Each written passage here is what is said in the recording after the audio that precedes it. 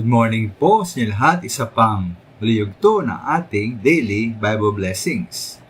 Pamagat po ng ating aralin ngayong umaga ay ang sikolohiya ng Diyos. Ang sikolohiya ng Diyos. Kung mahalaga para sa atin ang isang tao at pong nais maging maganda lagi ang ating relasyon sa Kanya, yumabong ating ugnayan sa Kanya, di po dapat sikaping alamin at pakibagayan ang kanyang iniisip at nais. Bawa po sa mag-asawa. Inaalam po ni Mrs. ang paboritong ulam ni Mr. Bakit po? Upang mailuto ni Mrs. ito para sa kanya. Ganyan po si Mr. Kung ayaw ni Mrs. na laging ginagabi siya ng uwi, iskapin niya umuwi lagi ng maaga.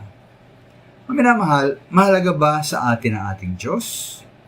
Ano bang pinapahalaga na kanyang iniisip at damdamin?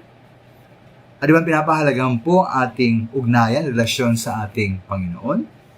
Kung toong mahalaga sa atin ang ating Diyos at ang ating ugnayan at ating pangrelasyon sa Kanya, ano bang dapat pahalagaan ang iniisip niya at ang nais niya? Dapat nating pahalagaan ang sikolohiya ng Diyos. Totoo pong natin lubos na maunawaan ang isip ng ating Panginoon. Ay nga sa Roma 11:33, lubhang napakasagana ng kayamanan ng Diyos. Di matarok ang kanyang karunungan at kaalaman.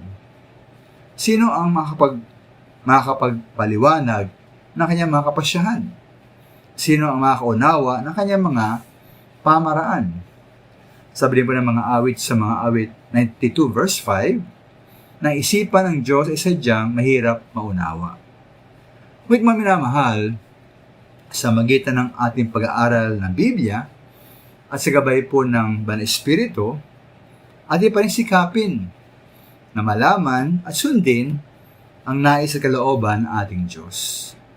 Dahil po ay sa Kolosa 1:10, dapat tayong mamuhay na karapat-dapat at kalugod-lugod sa ating Panginoon.